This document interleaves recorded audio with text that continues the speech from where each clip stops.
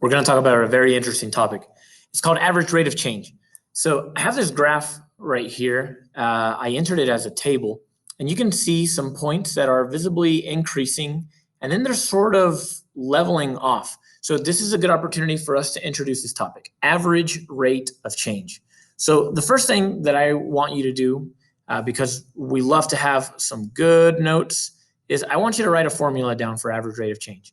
And that formula is going to be this little triangle with a y divided by or over this triangle with an x. Well, it's not called a triangle. It's called a delta. And delta means change, right? To go from one place to another. So the formula for the average rate of change is simply you find the change in the y and you divide it by the change in the x. Again, the formula for average rate of change is you take the change in the y and you divide it by the change in the x. What does that mean? Well, we can ask ourselves a few questions in context. So I have some questions right here listed for you. The first question is, what's the average rate of change from year 0 to year 5? All right, so average rate of change year 0, or year, I abbreviate year 0 to year 5. That is our question. Well, looks like at year 0, and you can look in your table, you had 3,000 fish. And then at year 5, you're somewhere right here. So there was there's definitely an increase, maybe a pretty steep increase. All right, let's talk about what that really means. Okay, so when I'm going to actually go to my table so I can see exactly what those numbers are. I know that first point is 0, 3,000, but here they are. Okay, so my points are 0, 3,000. And at year 5, all of a sudden I had 4,345 fish. Okay, so the rule is I need to find first change in y and then divide it by the change in x. In other words, I need to find the change in the dependent variable.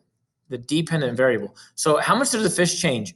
Well, because the dependent variable is fish. Well, I started at 3,000 and I ended up at 4,345. So what I'm going to do is I'm just going to subtract that 4,345 minus 3,000 so I can find the difference. That's the change.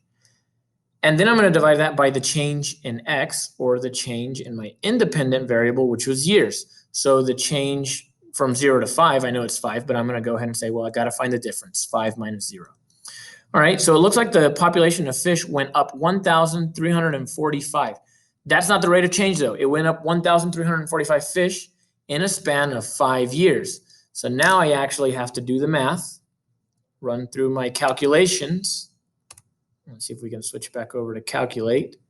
All right, and I am going to say 1345 divided by 5, and that is an average of 269 fish per year.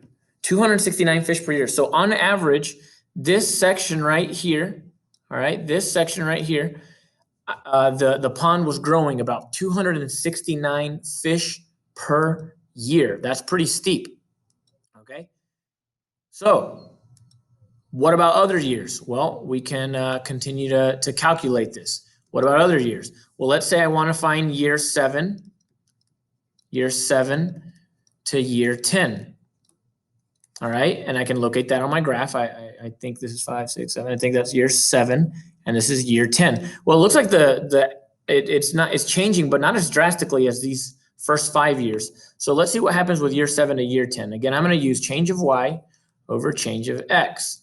All right, and I'm going to locate my values here on my table. All right, and I have them.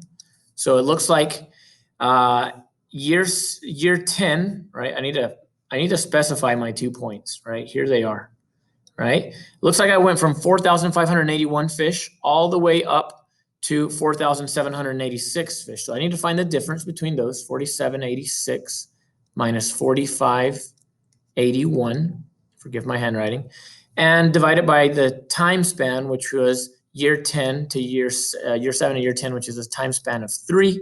And really, I can use my handy dandy calculator for this to find the average rate of change. Cool thing is, if you use parentheses, you can type it in exactly the way it is. 4581 and divide it by 3. Average rate of change is 68 fish per year, so it's different. But that's how you find average rate of change in y over change in x.